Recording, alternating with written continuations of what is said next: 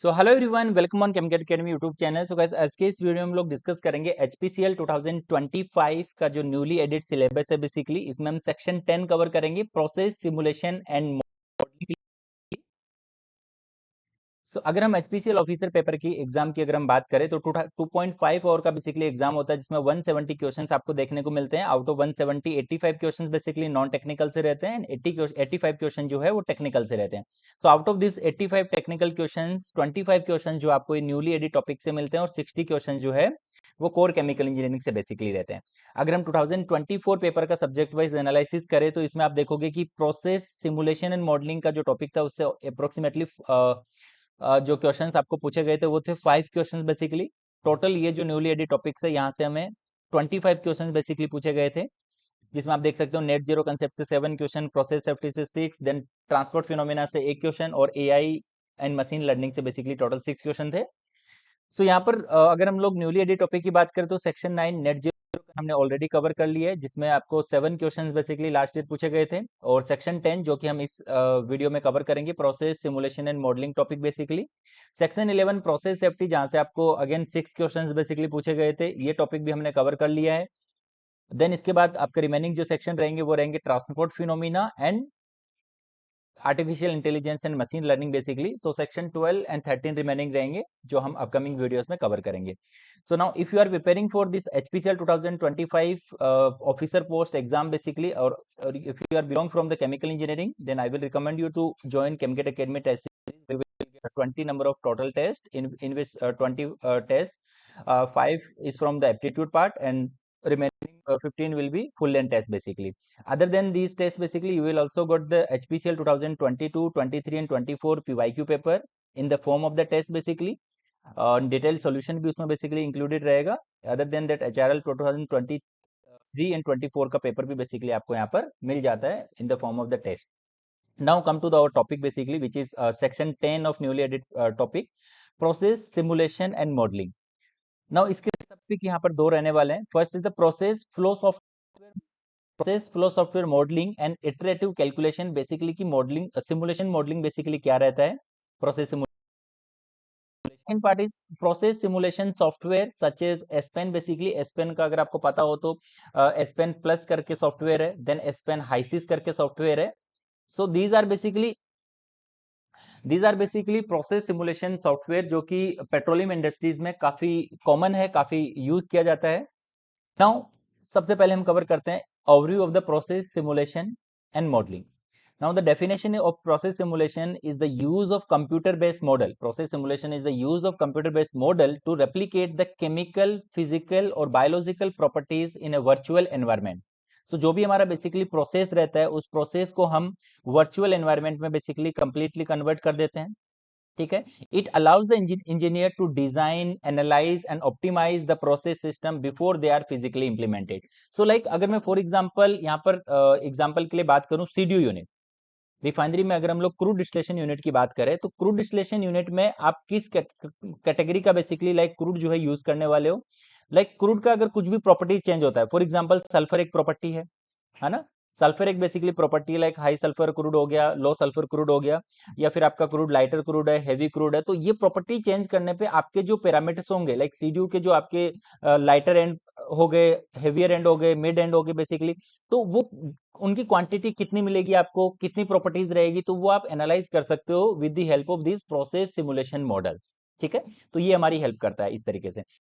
आप देख सकते हो, improve the process design, reduce the operating and the capital cost, enhance the safety and the efficiency and conduct what if analysis. अगर कुछ wrong हो सकता है तो उसको हम लोग पहले ही बेसिकली एनालाइज कर सकते हैं, है ना।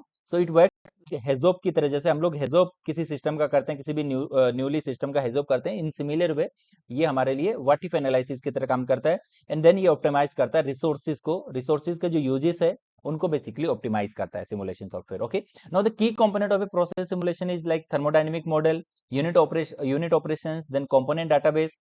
What is basic thermodynamic model? देखिए, थर्मोडायनेमिक मॉडल जो है वो डिस्क्राइब करता है किसी भी सिस्टम की फिजिकल प्रॉपर्टीज को, physical properties of component and mixer such as the vapour liquid, VLE यहाँ पर एग्जांपल हो गया इसका, vapour liquid equilibrium, enthalpy, density, the choice of the correct thermodynamic model is the crucial for accurate, like अगर हम लोग different different thermodynamic model की बात करें, लाइक फॉर आइडियल गैस लो हम बात करें, तो ये सिंपलेस्ट एक मॉडल होता है जो कि सुटेबल होता है for low pressure gases. Then equation of state हो गया, इक्वेशन ऑफ स्टेट का एग्जांपल यहाँ पर आप देख सकते हो, पेंग रॉबिन्सन मॉडल रहता है। अगर आपने एस्पेन के साथ, एस्पेन आइसिस के साथ या प्लस के साथ डील किया होगा, तो वहां पर मोस्टली हाइड्रोकार्बन इंडस्ट्रीज के लिए हम लोग पेंग रॉबिन्सन मेथड जो है वो यूज करते हैं। So this is the basically correct thermodynamic model, है ना, ये हमारे रिक्वायर्ड जो सिस्टम के लिए जो हम करेक्ट मॉडल चूज करते हैं, ये वो रहते हैं। देन ये आप देख सकते हैं यहाँ पर पेंग रॉबिन्सन एंड एसआर के जो मेथड्स है, these methods are widely used for in non polar system. Now next is the activity coefficient model such as the Uniquake NRTL used for the non-ideal mixes. For example, aqueous solution. Now, next part is the unit operations. Unit operations are these are the building block, like अगर आप PFD diagram draw करते हो, process flow diagram, जिसमें आप सारी inlet streams, then process में आपके कौन कौन से इक्विपमेंट है ना, देन इसके बाद आपकी आउटलेट स्ट्रीम्स क्या है, आपकी यूटिलिटी स्ट्रीम क्या है, प्रोसेस फ्लो डायग्राम में सब कुछ आ जाता है। तो unit operation basically building block होता है, अगर आप पीएफडी डायग्राम बेसिकली बना रहे हो तो, representing the individual piece of equipment को रिप्रेजेंट करता है। For example reactor, distillation column, pump, heat exchanger.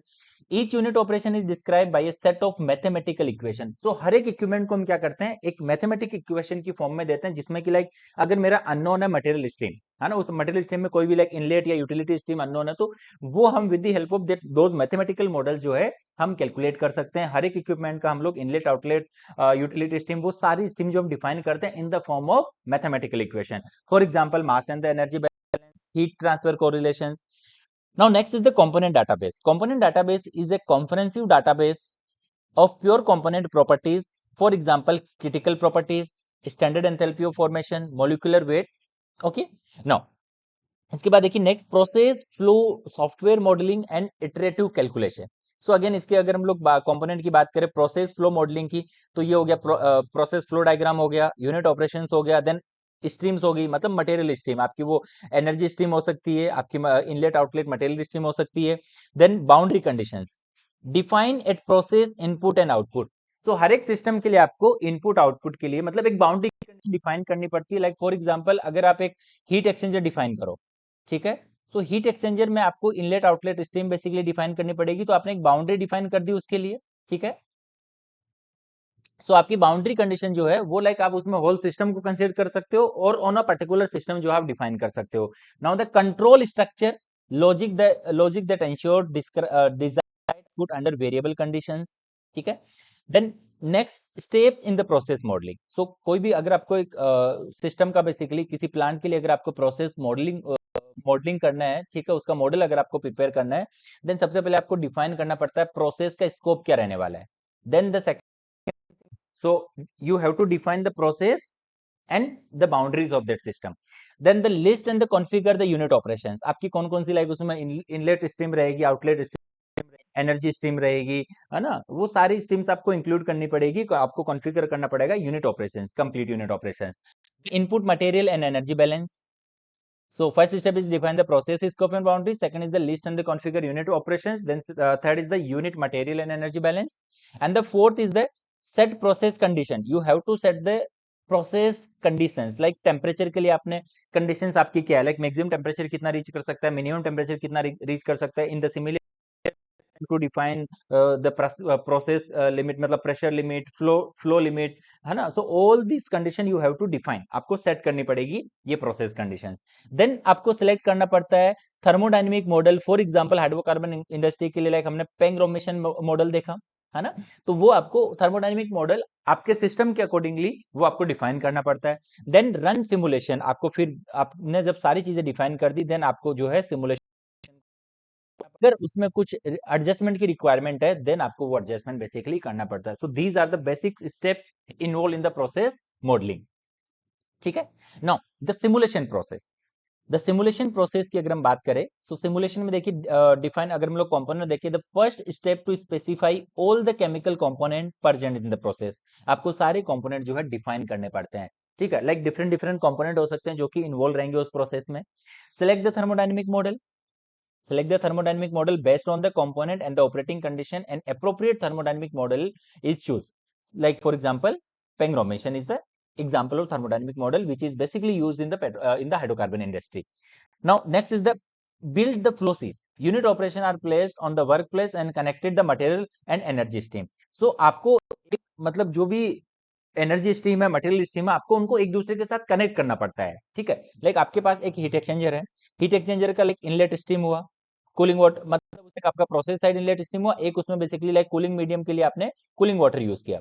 सो उनको आपको कनेक्ट करना पड़ेगा, है ना। सो कंप्लीट एक पीएफडी ड्रॉ करने के लिए आपको जो भी इंटरलिंक्ड है उन स्ट्रीम्स को आपस में एक दूसरे के साथ कनेक्ट करना पड़ता है। डिफाइन द स्ट्रीम कंडीशन, आपको स्ट्रीम कंडीशन डिफाइन करनी पड़ती है ना, with their like flow rate, temperature, pressure, composition, जो भी पैरामीटर आपके सिस्टम में यूज हो रहे हैं। Then define the unit operating parameter, each unit operations need specific parameter, like pump का डिस्चार्ज प्रेशर डिफरेंट हो सकता है, रिएक्टर का टेम्परेचर डिफरेंट हो सकता है, कॉलम की स्टेज नंबर ऑफ स्टेज जो होती है वो डिफरेंट हो सकती है, रिफ्लेक्स रेशो जो वेरी करता है डिफरेंट डिफरेंट प्रोसेस के अकॉर्डिंगली, है ना। सो आपको वहां पर ऑपरेटिंग पैरामीटर जो है डिफाइन करने पड़ते हैं। देन द सिमुलेशन आपको जो है रन करना पड़ता है। The slower calculation are unknown variable, calculate the unknown variables, the solver calculation, उसमें अभी जो भी अननोन वेरिएबल्स है फिर वो कैलकुलेट करेगा। फॉर एग्जांपल आउटपुट स्ट्रीम की कंडीशंस आपको आइडेंटिफाई करनी है कि कितना फ्लो रेट रहेगा, कितना टेम्परेचर, तो वो आपको उस सिस्टम में जब आप रन करोगे सिमुलेशन को तो आपको वो स्ट्रीम्स मिल जाती है। इंटरनल कम्पोजिशन आपको मिल जाएंगे, इक्विपमेंट की ड्यूटीज, हीट ड्यूटीज वगैरह जैसे रहती है हीट एक्सचेंजर के लिए, एयर फिन कूलर के लिए, ठीक है। तो हीट ड्यूटीज वगैरह आपको मिल जाती है, इक्विपमेंट की डिटेलिंग आपको मिल जाती है, ठीक है। सो ये जो process steps in process modelling हमने डिस्कस किया था उसी का आप ये डिटेलिंग पार्ट देख सकते हो। ये 6 स्टेप जो है हमारे इंक्लूडेड रहते हैं, ठीक है। Now second part is the iterative calculation. Iterative calculation की देखिए क्यों रिक्वायरमेंट रहती है, why iterative is needed. Many process involve recycle loop. एक सिस्टम में अगर मैं बात करूं, लाइक रिएक्टर में ए से बेसिकली बी प्लस सी फॉर्म हो रहा है, इसमें आप फ्रेश ए बेसिकली यूज कर रहे हो, देन आप देखोगे कि कन्वर्जन अगर मैं बोलूं यहाँ पर 90% है, देन डेफिनेटली आपको आउटलेट में ए बी सी कंपोनेंट मिलने वाले हैं। B and C, if we consider B and C और प्रोडक्ट, देन आउटलेट में आपको B and C as a product मिलने वाले हैं। देन हम क्या करते हैं, यहाँ पर रिसाइकल कर देते हैं, जो अनकन्वर्टेड ए है उसे हम लोग इनपुट स्ट्रीम के साथ रिसाइकल कर देते हैं, ठीक है। यहाँ पर ए जाएगा ना, इस तरीके से आप देख सकते हो कि ये वर्क करता है। इनलेट यहाँ पर आपका मिक्स स्ट्रीम जो रहता है वो आपका बेसिकली ए प्लस आर रहता है, ठीक है। मतलब ए भी रहेगा और रिसाइकल स्ट्रीम में जो ए आ रहा है वो भी मिलेगा। So the many process involve recycle loops, convergence loop और feedback systems. Non linear equations रहती है, are solve using the numerical techniques. Properties such as temperature, enthalpy, composition are interdependent भी रहती है कुछ सिस्टम्स में बेसिकली। तो अननोन पैरामीटर्स को आइडेंटिफाई करने के लिए, कैलकुलेट करने के लिए हमको इटरेशन की रिक्वायरमेंट रहती है in process simulation and modelling. Techniques use देखिए इसमें, सिक्वेंशियल मॉड्यूलर अप्रोच एक मेथड होगी basically. Each unit operation is solve one at a time, ठीक है। उसमें जो भी आपकी यूनिट ऑपरेशंस है एक टाइम पे एक यूनिट ऑपरेशंस वो आपको सोल्व करके देगा, that is basically sequential modular approach. Modular approach जो रहती है, all equation solve together as a large system. Simulation modular approach, modular जो अप्रोच रहती है उसमें जितनी भी इक्वेशंस रहेगी, जितने भी उसमें अननोन्स रहेंगे वो सारे एज ए लार्ज सिस्टम में एक ही साथ वो टुगेदर सोल्व होते हैं। Next is the numerical methods. Numerical methods का एग्जांपल आपने मैथमेटिक्स में पढ़ा होगा, न्यूटन रैप्सन मेथड होती है ना, जहां पर आपको सक्सेसिवली मतलब वहां पर इटरेशन की रिक्वायरमेंट होती है ना, आपको कौन से एक्सटेंट तक जाना है बेसिकली। जितने ज्यादा आप इटरेटिव मतलब इटरेशन इन्वॉल्व करोगे उतना ही आपको एक्यूरेट आंसर मिलता है with the help of numerical methods basically. तो प्रोसेस सिमुलेशन में भी वो होता है, बैकएंड में आप देखते हो कि मैथमेटिकल इक्वेशन में हर एक इक्विपमेंट को, हर एक सिस्टम को हम as a mathematical equation define करते हैं, तो उनको हम लोग लाइक न्यूमेरिकल मेथड्स की हेल्प से सोल्व करते हैं। तो वो काम हमारे लिए यहाँ पर सिमुलेशन करता है, जिसमें बैकएंड पे वही मैथमेटिकल इक्वेशंस रहती है, ठीक है। Now the type of conversion, one is the tear stream, artificial break point in recycle loop to initiate the iteration, ठीक है। देन टॉलरेंस लिमिट एक टर्म होती है, define the threshold for convergence.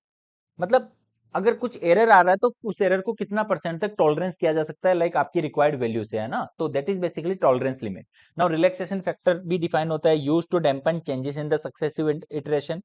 Now convergence में देखिए challenges क्या होते हैं। कन्वर्जेंस स्लो कन्वर्जेंस रहता है जिसमें कि टाइम लगता है। Need for the robust initial guesses की रिक्वायरमेंट रहती है, तो हम डिफाइन करते हैं स्टेप्स वगैरह। अगर आपको न्यूमेरिकल मेथड्स में अगर आपको पता हो तो न्यूमेरिकल मेथड्स में हम स्टेप साइज जो होती है वो गेस करते हैं।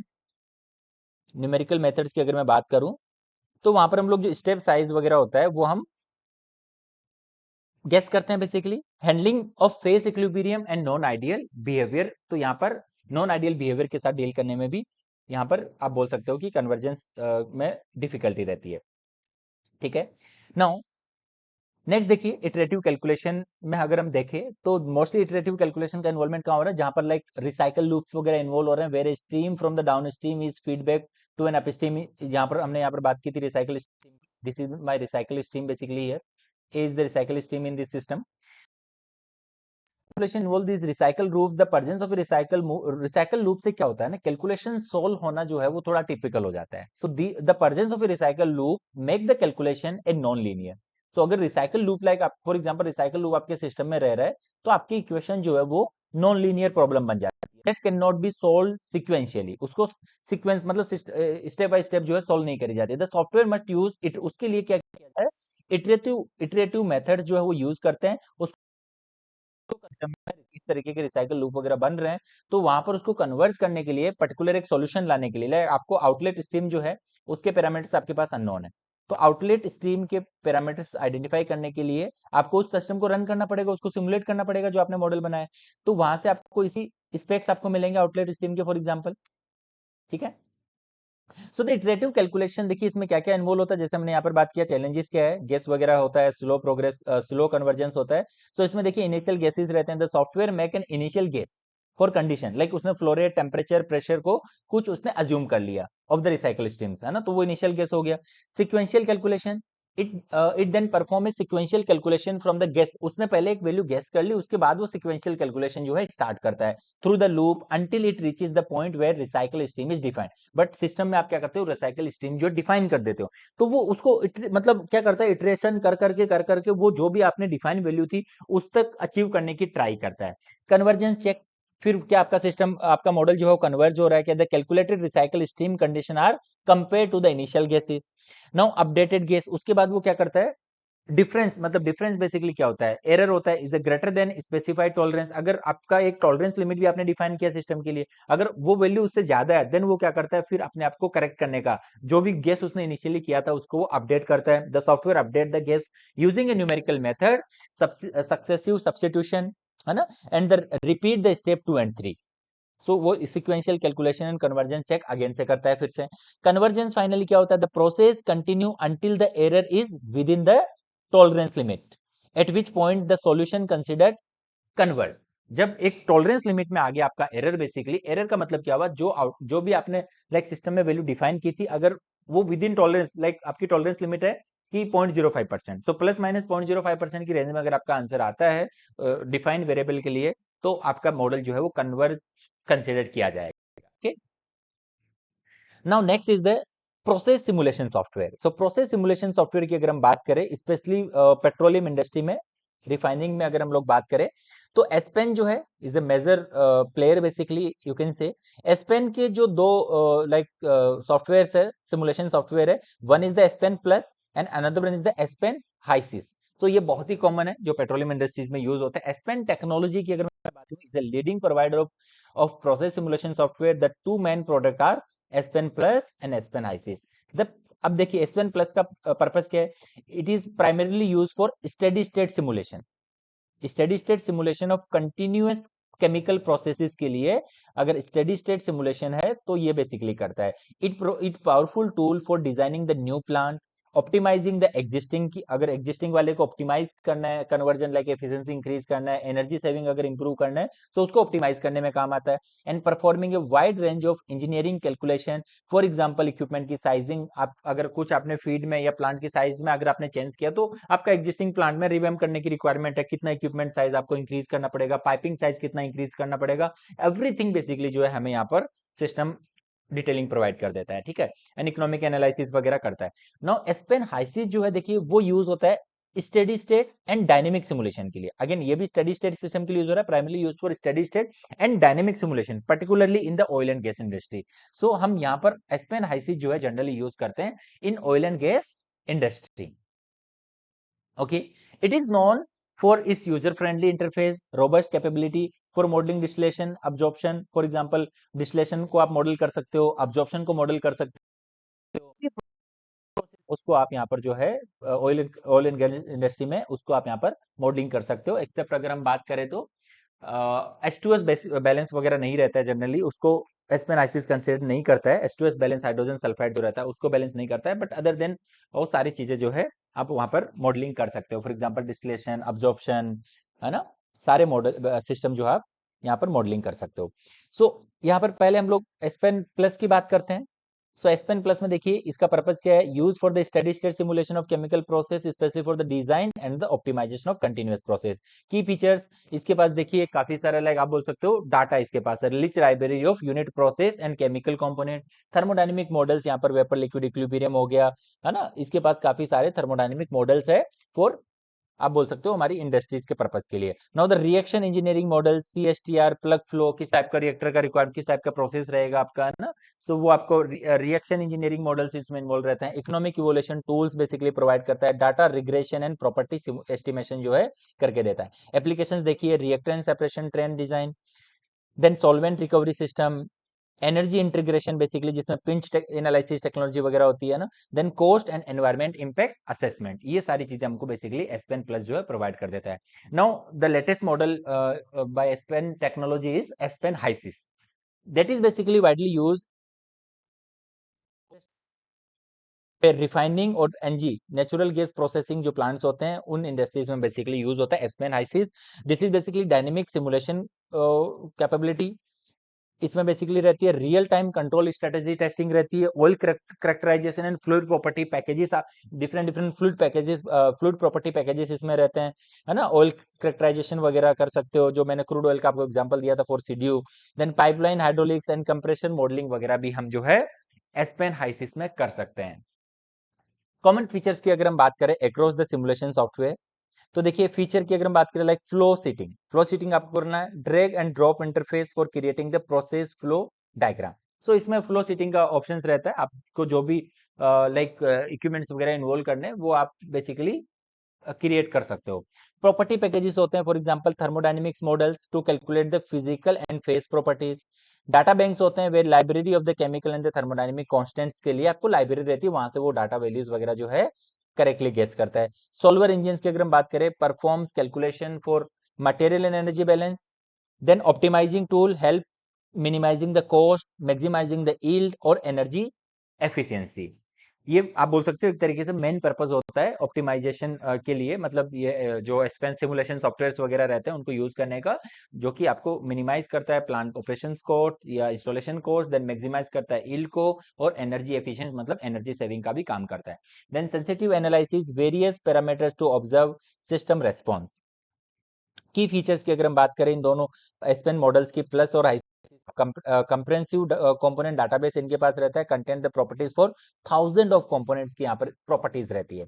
एक्सटेंसिव थर्मोडायनेमिक मॉडल है, wide range of the model to handle the various system from ideal gas to non ideal mixers, wide library of expressions including standard pumps, compressor, valves, heat exchanger, reactor, column, इनसे included कोई भी model जो है हम यहाँ पर कर सकते हैं। बेसिकली इनकी जो लाइब्रेरी है वो लाइक यूनिट ऑपरेशन को लेकर वो काफी वाइड है।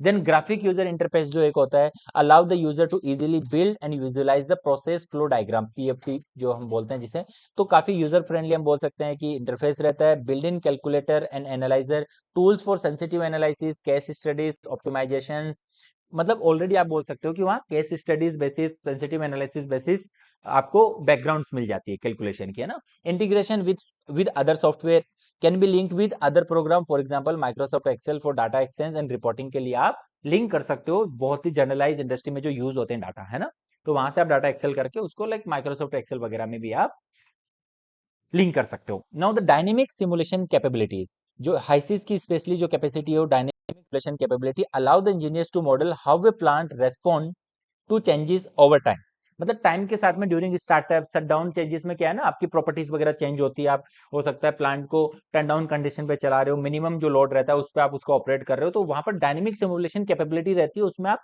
ये सारे फीचर्स पैरामीटर्स भी आपको मिल जाते हैं, मतलब स्टेगनेंट नहीं रहता एक तरीके से कि आपने फिक्स एक फीड प्रोवाइड करी उसके बेसिस पे आपको प्रोडक्ट्स वो दे देगा, ऐसा नहीं। अगर आप फीड चेंज करोगे तो उस केसेस में भी आपको जो है एक डायनेमिक सिमुलेशन कैपेबिलिटीज रहती है एस्पेन हाइसिस की, जहां पर आपको चेंज इन फीड कंडीशन वगैरह आप करते हो, लाइक आपने लाइटर कंपोनेंट इंक्रीज किए, हेवियर कंपोनेंट कम किए, तो उसका इंपैक्ट आपके पूरे सिस्टम में क्या आएगा, वो चीज भी आपको एस्पेन आईसिस जो है वो प्रोवाइड करता है, which is crucial for safety and control system design. Application of the Aspen simulation is process design में आप हेल्प करता है, प्रोसेस ऑप्टिमाइज करने के काम आता है, ट्रबल शूटिंग में काम आता है। लाइक फॉर एग्जांपल कि आपका रिएक्टर जो है उसमें कन्वर्जन नहीं हो रहा है, तो वो ट्रबल शूटिंग के लिए आप मॉडल में जो भी आपके पैरामीटर्स मिल रहे हैं वो आप प्रोवाइड कर सकते हो, जिससे आपको वो करेक्शन के लिए कि कहाँ पे आपको करेक्शन करना है वो आपको टारगेटेड एरिया जो है वो प्रोवाइड करता है। सेफ्टी एंड एनवायरमेंटल स्टडीज वगैरह बेसिकली कि डिजाइन का कंसर्न तो नहीं आ रहा है, सेफ्टी से आपका कोई पैरामीटर हायर रेंज में नहीं जा रहा है, तो वो चीज भी आपका सेफ्टी एंड एनवायरमेंटल स्टडीज भी प्रोवाइड करता है। Process design like equipment size करने में काम आता है, determining the optimal operating conditions क्या रहेगी जहां पर आपको ऑपरेट करना है प्लांट को, इक्विपमेंट को, evaluating the different process routes क्या हो सकते हैं, process optimization maximizing the product yield, minimizing the energy consumption uses, improving the process efficiencies, identify और troubleshooting में आ जाएगा, identify the root cause of the operational problem by simulating the different scenarios, and the next one is the environment and the study safety and the environment studies where it predict the emissions वगैरह कितने होंगे, है ना। then analyzing the relief scenarios क्या रहेंगे and evaluating the impact of process change। अगर आप करोगे तो आपके सिस्टम में कौन कौन से इक्विपमेंट में क्या उसका इम्पैक्ट आने वाला है प्रोसेस में चेंज करने से, ठीक है। तो ये था बेसिकली प्रोसेस सिमुलेशन। नाउ अब हम डिस्कस करते हैं कि किस टाइप के क्वेश्चंस 2024 पेपर में यहाँ पर पूछे गए थे। केमिकल इंजीनियरिंग 2024 जो पेपर था बेसिकली उसमें देखिए टोटल 5 नंबर ऑफ क्वेश्चन थे। नो, पहला क्वेश्चन देखिए, what is the primary benefit of using A first principle model in process control. Basically क्या प्राइमरी बेनिफिट होता है फर्स्ट प्रिंसिपल मॉडल यूज करने का इन प्रोसेस कंट्रोल। तो यहाँ पर देखिए हम वन बाय वन ऑप्शन से ट्राई करते हैं इसका आंसर करने का। Option is it require no prior knowledge of process dynamic. तो देखिए ऐसा कोई मॉडल नहीं होगा जिसको कि प्रायर नॉलेज की रिक्वायरमेंट ना हो, तो इस बेसिस पे इस ऑप्शन को हम रिजेक्ट कर सकते हैं। Option C is it always result in a simpler model than empirical modelling. तो देखिए सिंपलर मॉडल तो यहाँ पर नहीं रहता है, आप इस बेसिस पे एम्पिरिकल जो एम्पिरिकल मॉडल्स बेसिकली होते हैं इवन ये सिंपल होते हैं जहां पर कम कैलकुलेशन इन्वॉल्व होती है। तो जो हम लोग फर्स्ट प्रिंसिपल मॉडल्स की जो हम बात करते हैं वो बेसिकली सिंपल नहीं होते हैं, is always result in a simpler model than empirical. तो एम्पिरिकल से सिंपल नहीं होते हैं मॉडल ये, तो आप इसको रिजेक्ट कर सकते हो। The option fourth is it can easily linearize for any operating point. नहीं, अगर आपके सिस्टम में रिसाइकल लूप हो गया है ना, पर्जिंग वगैरह रिसाइकल लूप हो गया, ब्लो डाउन, ये सब चीजें इन्वॉल्व अगर है तो आपको नॉन लीनियर इक्वेशन मिलती है, स्पेशली रिसाइकल लूप के केस में आपको नॉन लीनियर इक्वेशन मिलती है। तो ये ऑप्शन भी आपका करेक्ट नहीं होगा, इस बेसिस पे आप इसको रिजेक्ट कर सकते हो। Now the option B is it provide a detail mechanistic understanding of the process. ये डेफिनेटली ये आपको जो भी फर्स्ट प्रिंसिपल मॉडल बेसिकली रहेगा, आप इसे सिंपल मॉडलिंग प्रोसेस मॉडलिंग से आप इसे कंपेयर करिए। मॉडलिंग एंड सिमुलेशन मींस आपको ये पूछ रहा है, तो वो आपको प्रोवाइड करता है सिस्टम की बेसिक अंडरस्टैंडिंग, उसकी डिटेलिंग, है ना, उसका जो भी आउटलेट स्ट्रीम क्या रहेगी, वो सारी चीजें बेसिकली प्रोवाइड करता है system. So the most accurate answer is for this question is option B basically. देखिए नेक्स्ट स्लाइड में यहाँ पर मैंने ये डिस्कस भी किया है फर्स्ट प्रिंसिपल मॉडल, जिसमें हम देखिए सेम इसी रीजन पे हमने कैंसिल कर रखा है, नो प्रायर नॉलेज के बेसिस पे हमने कैंसिल किया। ये सिंपल जो होते हैं वो सिंपल होते हैं, केमिकल रिएक्शन इंजीनियरिंग में जो इन्वॉल्व होते हैं, है ना, तो सिंपलर मॉडल तो बिल्कुल नहीं रहते हैं प्रोसेस सिमुलेशन मॉडल। इसके बाद लीनियराइज वाले को हमने कैंसिल किया था कि इसमें अगर रिसाइकल लूप वगैरह होगा तो आपका नॉन लीनियर मॉडल जो है बनेगा। यहां पर मैं लिख देता हूं non linear because of, sorry, yes, because of recycle loop, ठीक है। तो इस बेसिस पे हम इस क्वेश्चन का आंसर जो है कर सकते हैं। नाउ मॉडल्स देखिए जनरली जो है प्रोसेस सिमुलेशन मॉडल जो बात करते हैं उसमें मास बैलेंस इन्वॉल्व होता है, प्रिडिक्ट करता है सिस्टम का बिहेवियर अंडर वेरियस कंडीशन, और ये मॉडल्स बेसिकली कॉम्प्लेक्स होते हैं। ये आपको बेसिकली 4 प्रॉपर्टी जो है याद रखनी है मॉडल्स के लिए। ये मॉडल्स की जो हम बात कर रहे हैं process simulation and models,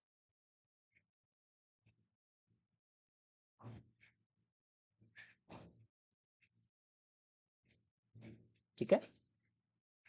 so now next question देखते हैं। नेक्स्ट क्वेश्चन था which of the following best describe the primary purpose of Aspen plus and Aspen HYSYS. का प्राइमरी पर्पस क्या है ये चीजें पूछ रहा है, तो हमने अच्छे से डिटेल में कवर किया था एस्पेन प्लस एंड एस्पेन हाइसिस। तो देखिए पहला ऑप्शन है predict the process behaviour and unit operation, बिल्कुल करेक्ट ऑप्शन ही लग रहा है, ये हमारा यहाँ पर करेक्ट आंसर हो सकता है। नाउ अदर ऑप्शंस को हम कवर करते हैं। देखिए predicting the process behaviour and unit operations, है ना, बिकॉज एस्पेन प्लस जो है एक सिमुलेशन सॉफ्टवेयर होता है है ना, जिसे हम लोग एपीसी भी बोलते हैं, which are basically advance process control models. Advance process control models होते हैं जो सिस्टम का बेसिकली बिहेवियर प्रेडिक्ट करता है, और यूनिट ऑपरेशंस मतलब हमारे को सारी स्ट्रीम जो कि डिफाइन नहीं है, लाइक इनलेट स्ट्रीम आपने डिफाइन की, एनर्जी स्ट्रीम आपने डिफाइन की, बट आपने आउटलेट स्ट्रीम के स्पेक्स वगैरह डिफाइन नहीं किए, वो आपको मॉडल प्रोवाइड करता है। ठीक है, so the option is the most correct answer. Now other options कैसे नहीं करेक्ट होंगे वो हम डिस्कस करते हैं। Second option is generating experimental data for chemical transformation. Generating experimental data, ये हमें बेसिकली कमेंट नहीं करता है।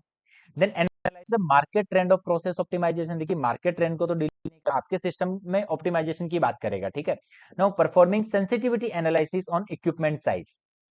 Performing sensitivity analysis on equipment size, तो यहाँ पर आप देखोगे ये चीज बेसिकली नहीं करता। इक्विपमेंट परफॉर्मिंग सेंसिटिविटी एनालिसिस किसी इक्विपमेंट की साइजिंग के लिए लाइसेंसर वगैरह, डीसी साइजिंग के साथ कौन डील करता है, बेसिकली आपका लाइसेंसर हो गया। डीसी जो डिटेल इंजीनियरिंग करता है आपके प्रोजेक्ट की, है ना, डिटेल इंजीनियरिंग जो बेसिकली करेगा, लाइसेंसर हो गया। ठीक है, ये बेसिकली करते हैं सेंसिटिविटी एनालिसिस वगैरह परफॉर्म करते हैं। तो एस्पेनाइसिस बेसिकली क्या करता है, ये प्रेडिक्ट करेगा प्रोसेस बिहेवियर को। इवन एस्पेनाइसिस और प्लस दोनों ही predict the process behaviour and unit operations. For example इस टाइम रिफाइनरी में हमने सीडीयू वीडियो का मॉडल जैसे लिया है यहाँ पर। ठीक है, तो वहां पर आप बेसिकली सारी प्रॉपर्टीज लाइक सल्फर आपने क्रूड में चेंज किया, नाइट्रोजन आपने क्रूड में चेंज किया, है ना, या फिर आपका जो भी क्रूड आपने चेंज किया, डिफरेंट प्रॉपर्टी चेंज होती है। तो जो मल्टीपल यूनिट्स होती है, लाइक सीडी वीडियो आपकी मदर यूनिट हुई, इसके बाद में आपकी फीड लाइक डीसी में जा रही है, एचयू में जा रही है, एफसीसी पीएफसीसी में जा रही है, तो उस पे उनकी स्ट्रीम्स में आपका नाइट्रोजन, सल्फर, इनके कंपोनेंट्स कितने होंगे, लाइटर कंपोनेंट कितने होंगे, हेवियर कंपोनेंट कितने होंगे, वो सारी प्रॉपर्टीज हमको एसपेन प्लस एन जो हाइसिस है वो प्रोवाइड करता है। सो आप इजीली इसका आंसर कमेंट कर सकते हो, option A basically. Now the next question is in optimization simulator, what is the purpose of including design specification during iterative calculation? तो iterative process iterative calculations के लिए कौन कौन से डिजाइन स्पेसिफिकेशन? तो option A to increase the number of recycle iteration, option to replace the optimization algorithm, option C to simplify the optimization algorithm, and option D is to guide the optimization and convergence. So इसमें आप देख सकते हो अभी तक जो हमने process simulation में पढ़ा उसमें कि मॉडल का बेसिकली वर्क क्या रहता है, ये गाइड करता है ऑप्टिमाइज करने के लिए प्रोसेस को, एंड फाइनली पर्पस क्या रहता है, हम ऑपरेशंस मॉडल को बेसिकली रन करते हैं। रन मतलब सिमुलेशन, सिमुलेशन करने का हमारा जो पर्पस रहता है बेसिकली वो रहता है उस मॉडल को कन्वर्ट करना।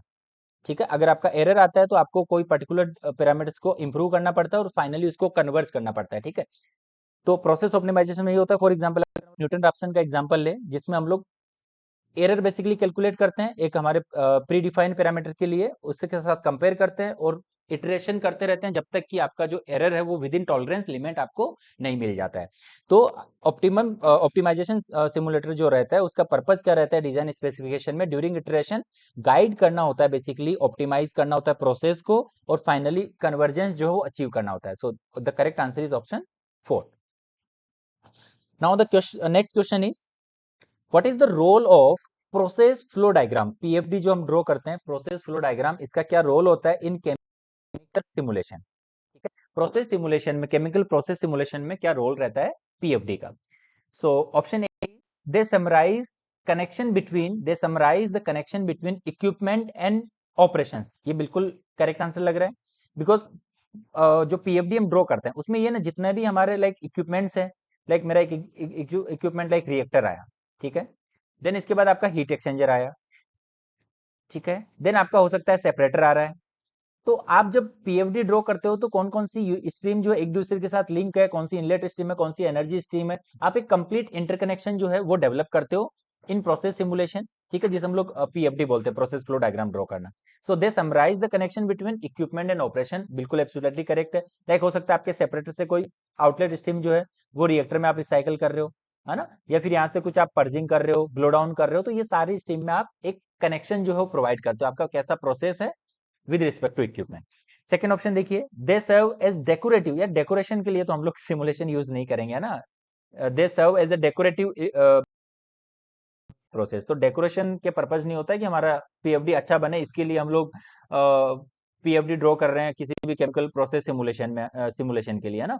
सो ये बिल्कुल करेक्ट नहीं हो सकता, आप इसके बेसिस पे इसको रिजेक्ट कर सकते हो। The next option is they are showcase the artist designer, artist जो भी ड्रॉ कर रहा है इंजीनियर उसकी मतलब आर्टिस्टिक डिजाइन कितने कैपेबल है, वो तो हम इसके पर्पज के लिए तो पीएफडी ड्रॉ नहीं करते। पीएफडी का हमारा पर्पज होता है इक्विपमेंट और प्रोसेस को इंटरलिंक करना बेसिकली, है ना, तो इस बेसिस पे आप इसको रिजेक्ट कर सकते हो। Now the last option is they provide a usual of equipment without any functional purpose. नहीं, कोई भी इक्विपमेंट को आप ऐसे ही तो इन्वॉल्व नहीं करोगे। आपका हीट एक्सचेंजर आ रहा है फॉर एग्जांपल, आपके रिएक्टर के ओवरहेड में आपको कूलिंग करना है, तो आप वहां पर क्या प्रोवाइड करोगे, एयरफिन कूलर प्रोवाइड करोगे, या फिर आप वहां पर ट्रिम कूलर प्रोवाइड करोगे। आपके प्रोडक्ट को आपको कूल करना है तो आप हीट एक्सचेंज कर सकते हो। देन उसके बाद आप उसमें फाइनली अगेन ट्रिम कूलर दे सकते हो डिजायर प्रोडक्ट टेम्परेचर अचीव करने के लिए। So every equipment have their own purpose. ऐसा नहीं है कि आप जस्ट ऐसे ही इक्विपमेंट को आपने प्रोवाइड कर दिया। जैसे सेपरेटर हमने अप्लाई किया तो सेपरेटर क्या करेगा, जो डिफरेंट हो सकता है आपके दो प्रोडक्ट है उनको सेपरेट कर रहा है, या फिर अनकन्वर्टेड जो प्रोडक्ट है उसे वापस आपको रिसाइकल करना है तो उस स्ट्रीम को सेपरेट करेगा from product. So every stream every block in PFD is have their own purpose basically, है ना। बट यहाँ पर ऑप्शन में लिखा they provide usual representation of equipment without any functional purpose. तो फंक्शनल पर्पस के basis, without any functional purpose के basis पे इस ऑप्शन को हम रिजेक्ट कर सकते हैं। ओके, जैसे मैंने यहाँ पर एग्जांपल के लिए ड्रॉ भी किया है कि आपके पास एक डिस्टिलेशन कॉलम है, तो इस कॉलम में देखिए सबसे पहले फीड प्रोवाइड किया, देन इसमें आपको बॉटम एक स्ट्रीम मिलेगी, ओवरहेड जो स्ट्रीम है देखिए वो गैसेस रहेगी, लाइक बॉटम लिक्विड है, ठीक है। आप ये कंसीडर करो कि आपकी फीड जो है वो मिक्सर है प्लस लिक्विड, तो वेपर आपको यहाँ पर ओवरहेड में मिलेगा, लिक्विड जो है वो बॉटम में मिलेगा, है ना। ये मैंने वी ड्रॉ किया है, वी इज बेसिकली वेपर को रिप्रेजेंट कर रहा है और एल बेसिकली यहाँ पर रिप्रेजेंट कर रहा है लिक्विड को। सो ओवरहेड में बेसिकली आप देख सकते हो गैस स्ट्रीम आपको मिल रही है। अब जनरली ओवरहेड स्ट्रीम में आपका जो टेम्परेचर है वो हायर रहेगा वेपर स्ट्रीम में। अब उस वेपर को आपको कंडेंस करवाना होता है जनरली, ठीक है, बिकॉज एक्चुअल प्रोडक्ट रिसीव करने के लिए आपको उसे कंडेंस करवाना होता है, तो उसमें जो भी अनडिजायर्ड लाइक वाटर वगैरह अगर वेपराइज होता है तो वो जो है वो आप एक्सेप्ट कर सकते हो। सो देखिए यहाँ पर आप हीट एक्सचेंजर लेके आओगे, हीट एक्सचेंजर जो है, हीट एक्सचेंजर क्या करेगा, टेम्परेचर कम करेगा। अगर स्टिल आपका डिजायर टेम्परेचर नहीं मिल रहा है तो आइदर इससे पहले आप एयरफिन कूलर यूज कर सकते हो या फिर इससे बाद कर सकते हो। जनरली पहले एयरफिन कूलर आता है ना, देन इसके बाद हीट एक्सचेंजर आता है, देन आपका फाइनली जो भी नेक्स्ट यूनिट में ये आप इसे डाइवर्ट कर सकते हो, फिर हो सकता है फाइनल आपका प्रोडक्ट हो। सिमिलरली इस डिस्टिलेशन कॉलम में एक रिफ्लेक्स सिस्टम रहती है, आपने चिमनी ट्रे से बेसिकली जो है एक अलग वेसल भी रहता है जनरली, है ना, या फिर डायरेक्टली पंप रिफ्लेक्स जो डायरेक्टली चिमनी ट्रे से पंप जो है सक्शन लेता है, देन वो उसको कूल करके एयरफिन कूलर यहाँ पर लगा रहेगा, है ना, एयर फिन कूलर की हेल्प से आपने उसके कूल किया और अगेन आप उसे सिस्टम में डिस्टिलेशन कॉलम के ओवरहेड में प्रोवाइड कर देते हो, जो कि आपकी ओवरहेड प्रोडक्ट की प्योरिटी इंश्योर करता है। ओवरहेड इवन बॉटम की मोस्टली ओवरहेड प्रोडक्ट की प्योरिटी वो डिसाइड करेगा और उसका प्रेशर और टेम्परेचर जो है आपको मेंटेन करने में हेल्प करता है बेसिकली रिफ्लेक्स रेशो। तो ये आप एक कंप्लीट समझ सकते हो कि यहाँ पीएफडी में एक भी ऐसा इक्विपमेंट नहीं है मेरा जिसका अपना एक पर्पज नहीं है, ठीक है। सो इजीली आप देख सकते हो कि जो करेक्ट आंसर होगा बेसिकली, बाकी तीनों ऑप्शन हमने रिजेक्ट कर दिए हैं। So option is the correct answer, they summarize connection between equipment and operations. Now next is the question fourth basically, okay this one is basically fifth question, मतलब last जो question था देखिए वो पूछा गया था हमें, which statement best describe the use of iterative calculation in optimization simulator. तो कौन सा यहाँ पर देखिए बेस्ट एग्जांपल या स्टेटमेंट है जो कि इटरेशन को, इटरेटिव कैलकुलेशन जो होता है ऑप्टिमाइज सिमुलेशन सिमुलेटर में बेसिकली उसको डिफाइन कर रहा है। सो देखिए इसका एग्जांपल ले सकते हो पहले तो आप, which is basically Newton Raphson method, जो कि हम लोग मैथमेटिक्स में भी पढ़ते हैं, ठीक है, इक्वेशंस को सॉल्व करने के लिए, जहां पर आप इटरेशन करते जाते हो जब तक आपको डिजायर्ड आंसर नहीं मिल जाता है, ठीक है। First step iteration, second step iteration, third step iteration. तो देखिए ऑप्शन क्या है, पहला ऑप्शन है iterative calculation are use to adjust the design specification and achieve convergence. Iterative calculation are used to adjust the design specification and achieve convergence। तो यही basically purpose होता है प्रोसेस सिमुलेशन में, ऑप्टिमाइज सिमुलेटर में, कि जो iterative calculation होता है वो पैरामीटर्स को एडजस्ट करता है डिजाइन स्पेसिफिकेशन अचीव करने तक, और फाइनली जो मॉडल हमारा उसको कन्वर्ज करता है, ठीक है। सो आप देख सकते हो कि यहाँ पर फर्स्ट ऑप्शन जो है वो करेक्ट हो सकता है, ठीक। अनदर ऑप्शन को हम देखते हैं। सो सेकंड ऑप्शन जो है iterative calculation are only applied in recycle loop to specified design criteria. ऐसा नहीं है कि इटरेटिव कैलकुलेशन हम सिर्फ और सिर्फ रिसाइकल लूप के लिए यूज करते हैं। So this is basically incorrect statement. Now second is, third option is iterative calculation are not essential for optimize. नहीं, इटरेटिव कैलकुलेशन बिल्कुल एसेंशियल रहते हैं ऑप्टिमाइज सिमुलेटर के लिए। पहले ऑप्शन में हम यही बोल रहे हैं, तो नॉट एसेंशियल के बेसिस पे आप ऑप्शन सी को रिजेक्ट कर सकते हो। Now the fourth option is iterative calculation are primarily used in external loop to achieve convergence. नहीं, एक्सटर्नल लूप्स के लिए सिर्फ यूज नहीं करते, मोस्टली जहां इंटरकनेक्शन जितने ज्यादा होते हैं, रिसाइकल, पर्जिंग, ब्लो डाउन, है ना, तो वहां पर इटरेटिव कैलकुलेशन मतलब जितना ज्यादा कॉम्प्लेक्स रहता है वहां पर आपका इटरेटिव कैलकुलेशन जो है वो हेल्प करता है डिजाइन पैरामीटर्स को अचीव करने में और फाइनली मॉडल को कन्वर्ज करने में। ठीक है, सो आप देख सकते हो यहाँ पर हमारा जो ऑप्टिमाइजेशन सिमुलेटर का वो होता है कन्वर्जेंस अचीव करना, एडजस्ट करना डिजाइन स्पेसिफिकेशन को, पैरामीटर्स को, और फाइनली ऑप्टिमल सॉल्यूशन अचीव करना। थ्री आर और मेजर वी कैन से कि requirement in process optimization simulators. ठीक है, तो आप इजीली कमेंट कर सकते हो कि करेक्ट आंसर जो रहेगा इसके लिए कि इटरेटिव कैलकुलेशन का जो पर्पस होता है वो रहता है are use to adjust design specification and achieve convergence. ठीक है, सो आप देख सकते हो कि basic understanding process simulation and modelling के बेसिस पे आप इजीली जितने भी ये पांचों क्वेश्चन पूछे गए थे, इस बेसिक अंडरस्टैंडिंग के बेस पे हम यहाँ पर सारे के सारे आंसर जो है वो करेक्टली कर पा रहे हैं। Okay guys, so this is all about from my side. Now again, if you are preparing for chemical engineering HPCL 2025 paper, then I will recommend you to join ChemGate Academy test series, HPCL test series basically, जहां पर आपको 20 test मिलते हैं, जिसमें 5 आपको aptitude test, 15 आपको full length test मिलते हैं। इसके साथ ही HPCL के 2022, 23 और 24 के जो पेपर है उनके आपको डिटेल सॉल्यूशन मिल जाते हैं, टेस्ट की फॉर्म में भी एपीआई को मिल जाते हैं। ठीक है, जिससे कि आप अपनी स्पीड और एक्यूरेसी पे फोकस कर सकते हो। ठीक है, स्पीड एंड एक्यूरेसी जो कि बहुत इंपॉर्टेंट होती है इस एग्जाम के लिए, बिकॉज आपको 2.5 आवर, दैट मींस आपको 150 मिनट्स 150 मिनट्स आपको मिलते हैं, और कि क्वेश्चंस कितने पूछे जाते हैं आपको 170 क्वेश्चंस। तो आप देख सकते हो कि एक क्वेश्चंस के लिए आपके पास 1 मिनट भी नहीं रहती है। तो स्पीड एंड एक्यूरेसी बहुत इंपॉर्टेंट यहाँ पर फैक्टर हो जाता है फिर इस एग्जाम के लिए। सो लास्ट कुछ दिन आपके रहे बेसिकली एग्जाम के, तो इंपॉर्टेंट है कि आप यहाँ पर जितना भी आपने पढ़ा है उसको आप एनालाइज कर पाओ, समराइज कर पाओ, कि आपकी स्पीड और एक्यूरेसी जो है वो आप इंप्रूव कर पाओ। इसके लिए आपके लिए काफी बेनिफिशियल रहेगा। इसमें एचपीसीएल के लिए आपको एचआरएल के भी 2023 और 24 के जो पेपर है वो भी आपको एज अ टेस्ट की फॉर्म में मिल जाते हैं, और उनका डिटेल सॉल्यूशन जो है वो भी आपको मिल जाता है। Okay guys, so there is combo test series option is also available. Okay, thanks for watching. For more such videos, don't forget to subscribe ChemGate Academy YouTube channel.